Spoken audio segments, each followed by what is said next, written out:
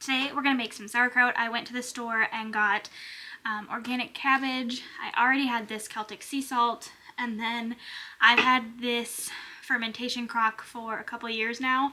This is a 5-liter one, and I got it from on Amazon. I think their name is like Sauerkraut or Rock Crock, something. I can link it. But we're gonna be using about 10 pounds of cabbage. So it ended up being like 9.89 pounds for 5 heads of cabbage. And I just, rather than weigh it out, all I did was look at the slip and just add up the totals. It felt like it was easier. And then this Celtic sea salt, I've had it from the store for a while now, but here in Florida it's been really hard to find. It seems to be sold out pretty often, but I really like it. It is really well, like it tastes really good. It's wind and sun dried. I think it's from France, but everybody that I know that cooks says that this is also their favorite salt, and so I have about a half a cup. So the way that you measure it out is you take the total weight of the cabbage, and then you multiply, divide, however it works. I used a calculator online, and you take about 3 to 4% of the weight, and then use that in salt. You can go down to 2. That's for more experienced sauerkraut makers.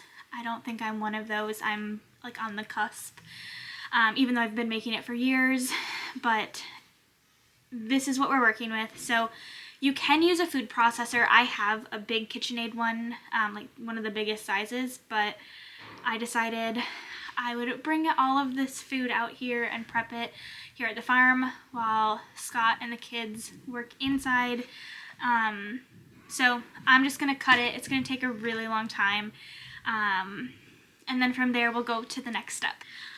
I should also probably say what sauerkraut is. So it is a fermented cabbage using a salt brine, and you'll see in a little bit that the liquid is extracted, massaged out of these pieces that I'm about to cut. So that's what we're doing. We're making sauerkraut today, which is fermented cabbage.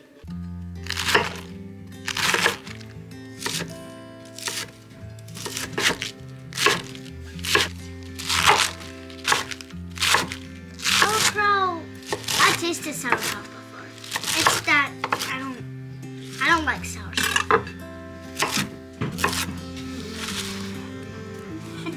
So we realized we have way too much cabbage for this bowl. So we're gonna do it in batches, and we're gonna hope it works out. So we have probably, I would say, 4.5 to 5 pounds in here. And now we're gonna take this salt, and I'm gonna take about half of it, and we're gonna massage it. So this part takes a long time. You have to like really scrunch it in, get the moisture out, and the salt will also help kind of take pull the liquids out too. But this is gonna take quite a bit of time.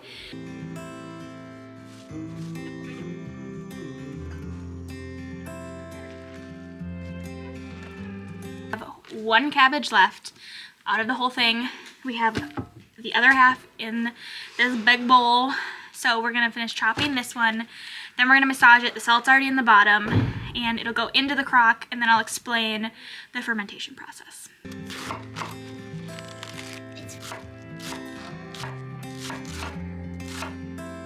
So I am going to massage this for a very long time, and then once it's done, we'll put it into the crock with the other half, and then I'll bring it back to our apartment because the temperature needs to be between 60 to 78 degrees. And right now we don't have air conditioning or anything out here, so it fluctuates a little bit too much to have it safely ferment out here. So I'm going to massage this, put it back into the crock, and then we will let it sit for a few weeks and try it from there.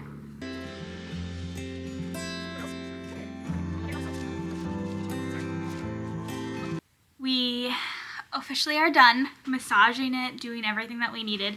I ended up taking what was in this crock and putting it back into the bowl so that all of it could be put in together at the same time, and just to kind of like mix the juices and whatnot.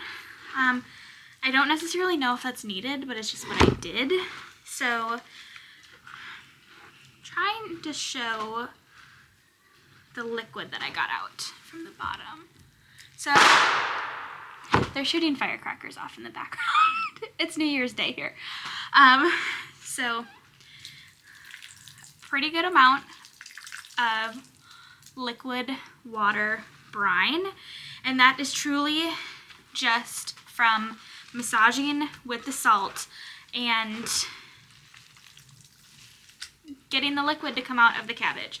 So I'm going to put all of this cabbage into this crock, and I looked at the bottom. I forgot already, but I did look earlier. Sour Rock by Humble House. That's who this is from. And they're actually a Wisconsin company. I'm from Wisconsin, so I love to support them. It's a very small, like, mom and pop shop. They do have an Amazon store, but from what I can tell, it's a really small production. So I'm gonna take this and put it in here now. Also wanted to say, once this is in here, like I said when I was massaging it, it's going to sit for at least 28 days. You only have to do 14. You can start tasting it at 14 to really taste that fermentation and whatnot that's going on. But I want to do 28 because I like it to ferment a little bit longer. So all of this is going to go into here, and I may not have enough time because the sun is going down to show the very last step, but all we're going to do is make sure that there's just a little bit of water covering the top, these weights on top, and just hold it into place, and that will keep everything submerged under the water, so it'll sit like on top of it. And the purpose for that is just to keep things from exposing themselves to the air, which is where the mold and bacteria can happen. So that's why we're going to put those on top. And then this is a water crock. So we'll fill this little vessel here with water.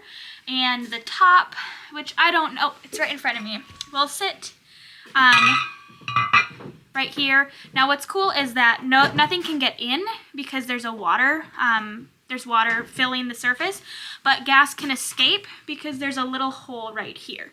So that's why these fermentation crocks, sauerkraut crocks, are great. So we're gonna put the sauerkraut into here, let it sit for 28 days, and then that'll bring us to February, which in my book is corned beef, hash, and Reuben season. So I'm excited for that. So I'll put it in here and then we'll let it sit.